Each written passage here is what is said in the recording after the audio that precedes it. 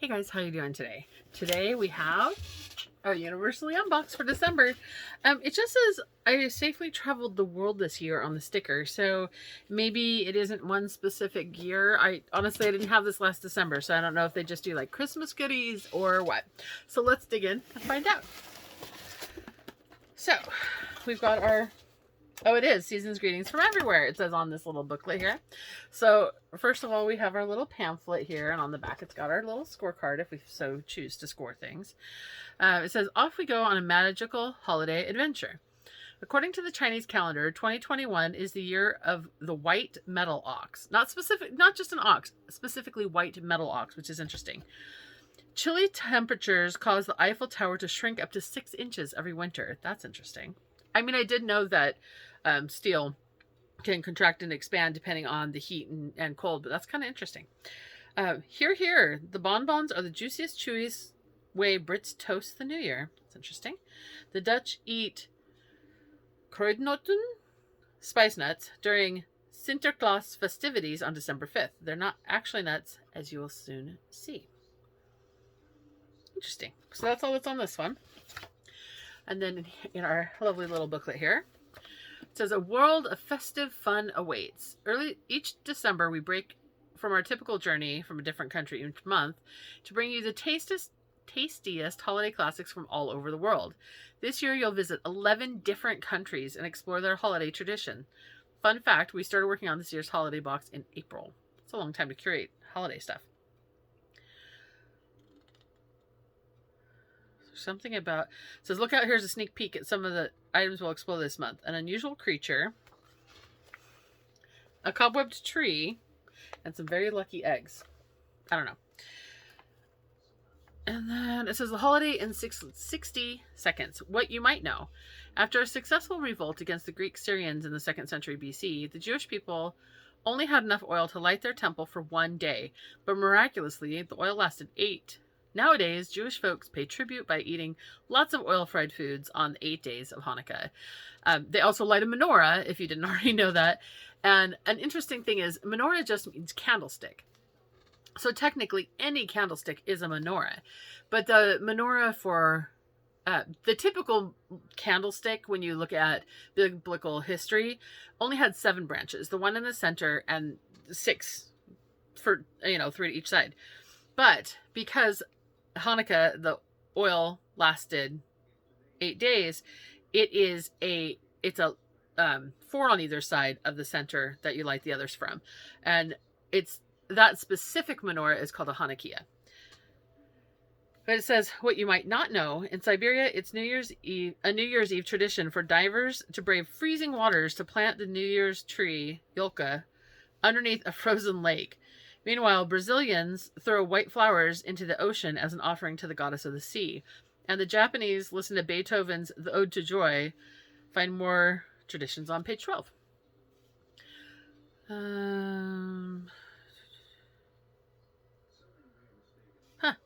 In order to receive a red envelope filled with lucky money on the Lunar New Year, children in Taiwan must say Shini A Kuali, or Happy New Year. I don't know if I pronounced that wrong. I tried.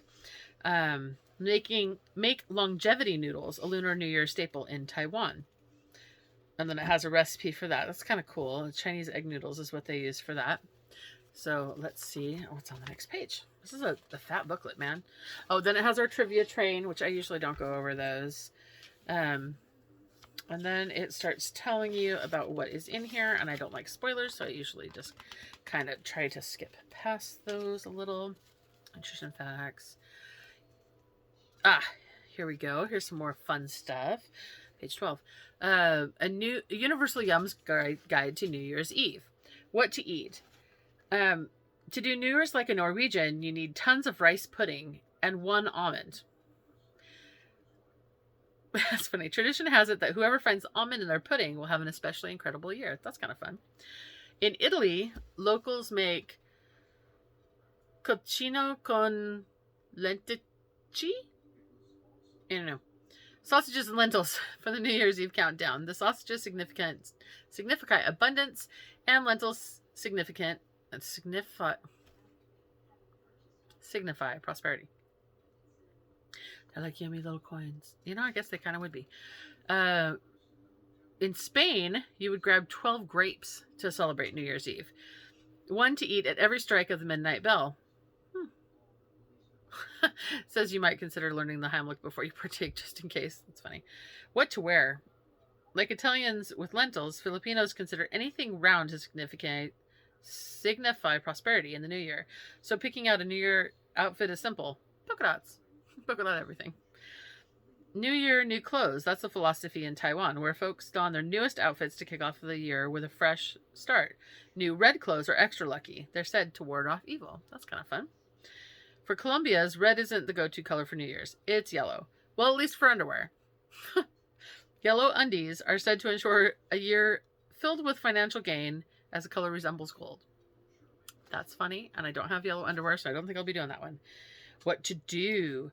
In Yorkshire, England, they chant the phrase black rabbits 3 times before midnight. Then, as the clock strikes 12, they switch to chanting white rabbits. Not sure why. That's interesting. You need lots of bread to celebrate New Year's Eve the Irish way. Not for eating, for banging on your walls. It's said to banish any bad luck. Bonus, it might make your house smell like a bakery. Maybe. In Switzerland, New Year's Day is the one time when a kid wouldn't be upset to drop their ice cream on the ground. According to tradition, it's good luck. I don't know if that's worth it. Deck the halls with... What does spider have to do with Christmas? Oh, and then it has... You have to match the following holiday decorations to the country they're from. Okay, spring couplets. During the Lunar New Year, people in this country write spring couplets to bring good fortune in gold ink on red paper and hang them around the house.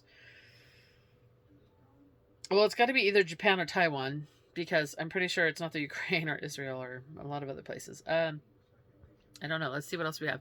Menorah, well, that's easy. That's going to be Israel. Gingerbread ornaments. Fireside shoes. Children in this country leave their shoes by the fireplace on the eve of St. Nicholas Day, December 6th, hoping good old St. Nick will fill them with little presents. Okay. I don't know. Kagami mochi. Oh, see, now that was Japan, which means the spring couplets must be Taiwan. Christmas crackers, which is the noisemaker that you pull the ends on, you know? And then there's cobwebs. Locals decorate their Christmas tree with cobwebs. It's reference to a beloved folk tale called The Christmas Spider. Oh, and historians think this might be why we started using tinsel. That's interesting. Mahindi. To celebrate Kwanzaa, families in this country set out dried ears of corn to represent children or abundance. One for each house. Well, let's see. We know that spring couplets must be Taiwan because the mochi is definitely Japanese. And then who would celebrate Kwanzaa out of these? We've got Ukraine, Czech, UK, France, and United States. I don't know. Christmas crackers, that could be here or England, I'm sure. Gingerbread ornaments as well. I really have no idea. Let's see. Spring couplets is, in fact, Taiwan. The menorah is Israel, of course. Gingerbread ornaments is the Czech Republic. Interesting. For fireside shoes is France. Interesting. The mochi is Japan, as I expected. The Christmas crackers are UK, which I was kind of leaning that way. The cobwebs are in the Ukraine. That's interesting. So then I guess Kwanzaa must be here in the United States. I don't know. Never celebrated. I don't know that much about it. Then it's got some other kind of interesting thing. I don't know what that's about. Oh, there's a English wassail over here. Dutch aniseed. I don't know how to say that. Nothing is more fun than ice skating along the frozen canals of Amsterdam. Oh, except sipping this beloved warm milk drink while you do. So it's warm milk, aniseed, and sugar or honey. And then there's a chocolate. Chocolate calda. just some kind of a cocoa drink. That's interesting. I probably went a little farther into I usually skip the trivia. I didn't realize that was all trivia. Sorry. All right, so let's see. The first thing we have is Stresnik Bramburki garlic chips. Garlic chips. I like. Oh, I just saw something else. I didn't mean to peek ahead, but I love it already. I'm excited. Oh, that one has me concerned. All right, let's see. Garlic. Oh, God, yeah. Oh, so garlicky. I'm a firm believer in. If the recipe says one or two cloves of garlic, it really means 3 or 4 or more, depending on what it is. Very rare for me to ever say something has too much garlic, and these chips are fantastic. Okay, set them aside. Quit it. Let's see where those are from. They look like they could be maybe Ukrainian. I guess that's one reason I have to look at these. I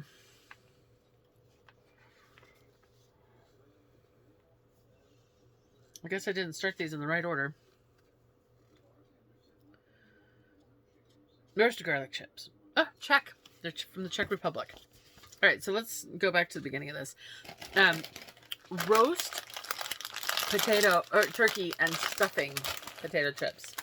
These, I believe, are from Scotland because it says Mackenzie's of Scotland. That's, yeah, a UK holiday feast in every treat. So let's see. Maybe I should have tried these first because all I can taste right now is garlic, and I did not bring a cup in here for something to drink. It does kind of taste like turkey and stuffing. These chips are an odd texture. They're thicker than most chips are, but they're not like kettle chip type texture either. Not bad. Okay. The next thing on here, because I'm not going to know where these things are from if I'm not reading them, because I can't always tell. This looks like an Asian font of some sort. Popcorn salted egg yolk. I'm going to guess that could be Japan or Taiwan. Yeah, Taiwan. Okay. So, salted egg yolk, huh? Okay. That does not so much want to open. It's a good thing I have scissors right here because I am at the craft/makeup desk. There's all kinds of craziness around here. All right, put that to the side. It is popcorn. Oh, it's not crispy though. Like it doesn't have the. It's softer than popcorn usually is. It definitely tastes like an egg yolk. Interesting. Oh. Yeah, very strong salty taste. All of a sudden, out of nowhere, like there was just one piece that was like, bam. Okay. Oh, not sure how I feel about those. They're kind of weird. All right. So the next thing is mocktail bonbons. Celebrate New Year's Eve. UK's juiciest pub faves. Cosmopolitan, gin and rhubarb, peach Bellini, prosecco, and tequila sunrise. I don't know if I've ever had prosecco specifically. I wonder how you can tell which ones they are. I don't know. Well, they're different colors. I'm trying to, maybe I should have cut the bag all the way open across the top. I didn't want it to be a big mess to try to deal with, but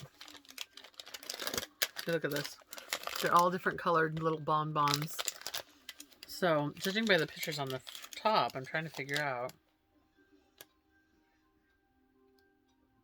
which ones might be which. Oh!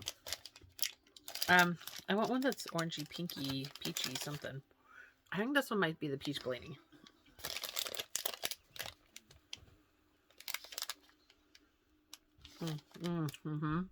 They're kind of chewy, but not quite super chewy. But they're hard to chew on. Tastes good though.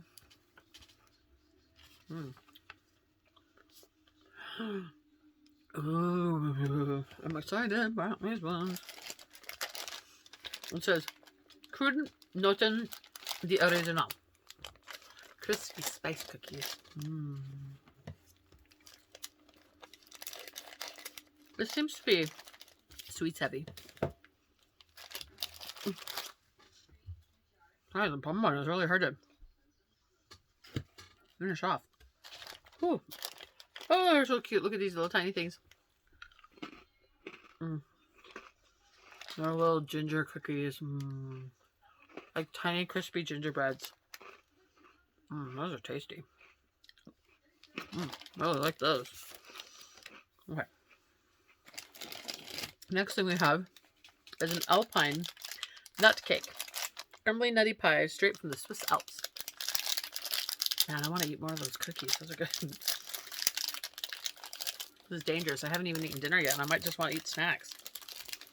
It's a cute little cake. Look at the little star pattern on the top. Actually, I had a knife in here to cut this in half, because half of it will be Kevin's.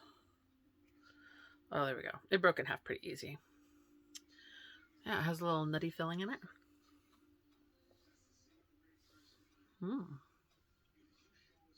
Not very sweet. I was the other ones, but sometimes it's nice to have a something that's not too sweet. Okay, I'm gonna tuck that back in there because that's Kevin's now. The other half is Kevin's, I should say. Next thing we have is cocoa dusted truffles. Now I know I like these. They have these at some stores near us sometimes. I mean, not necessarily ones from France, but cocoa dusted truffles for sure. They look bad. I know. They look like a little chocolate turd. But they're yummy. So yummy. Okay, the next thing is this one here. Chocolate cream pandoro. Italy's beloved holiday sweetbread plus gooey chocolate.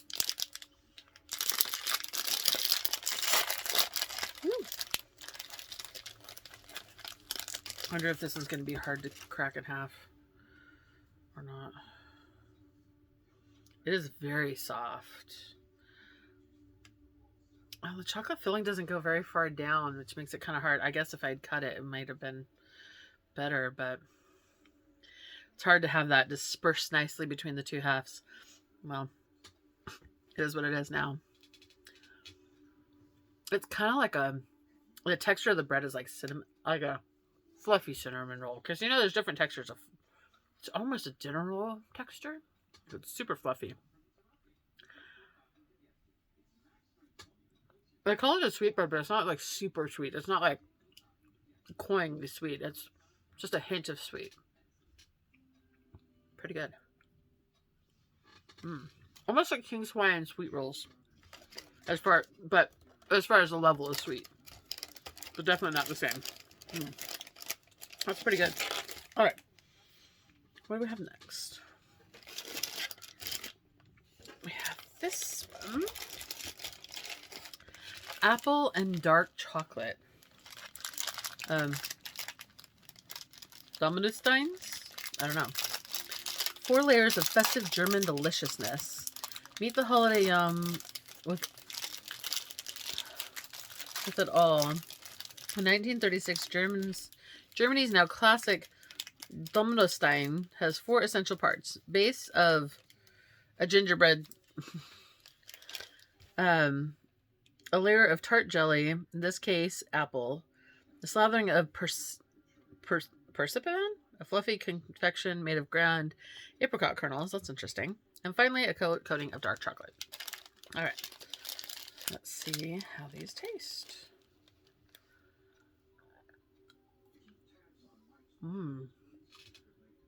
So it's almost like marzipan, but they say it's from the apricot kernel.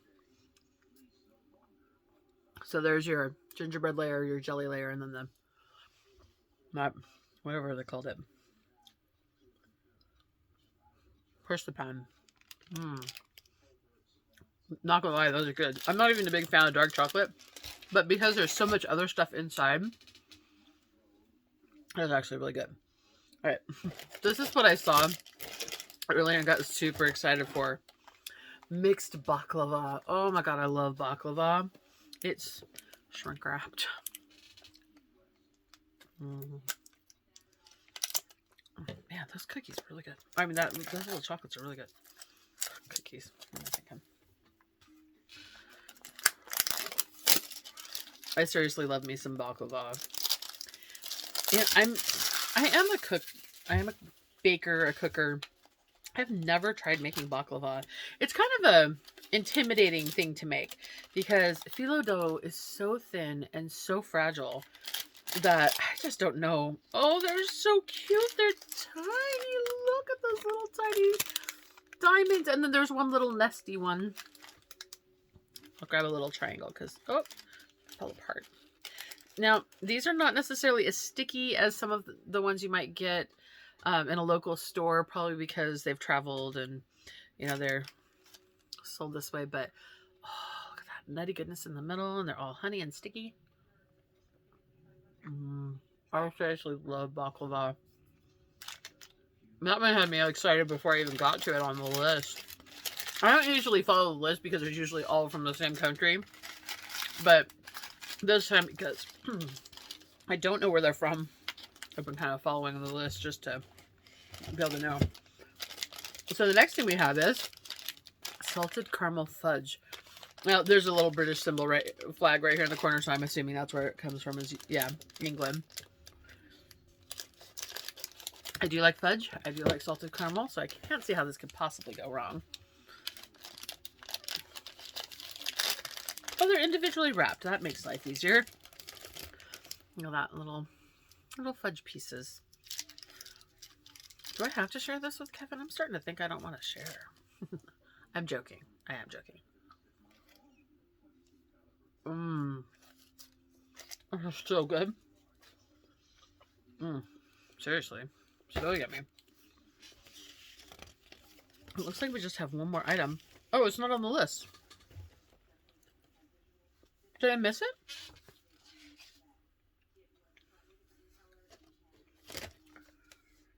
Oh, I totally missed it. It was the first thing that was over here. So sorry. That's okay. It was sugary, and I didn't want to go salty sugar anyways. Most of this has been sweets. There was only the 3 things that weren't sweet. Okay, so this is a sugar and anise polvoron, Spain's favorite Christmas cookie.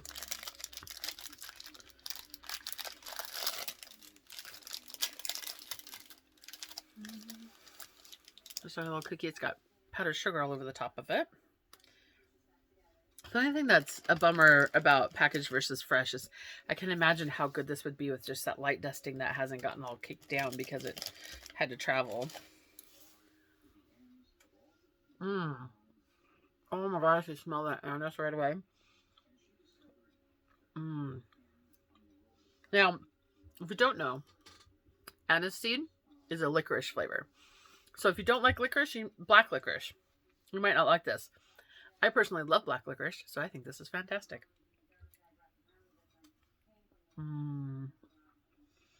Never thought to taste licorice in a cookie, though. It was very good. So, that's the box. What do you think? Do you think any of these you'd want to try?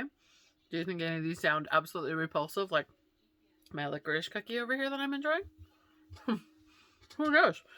But that's an interesting grouping of things from around the world.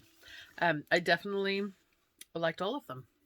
The only thing that was a little weird maybe was the salted egg yolk popcorn, because some bites were a little saltier than others, and it definitely didn't have that crunch you expect out of popcorn. It was more kind of squishy like stale popcorn, or puffed corn even, maybe. A favorite, if I had to pick a favorite, it's a tie between these little gingerbread cookies and the baklava, because I seriously love baklava, but I also love pfeffernuss, which is a Norwegian soft gingerbread cookie. And so those two would be my favorite, probably, were these guys and the baklava. I did like everything, though. It was a very good box this time. But that's everything for now. Talk to you guys later. Bye.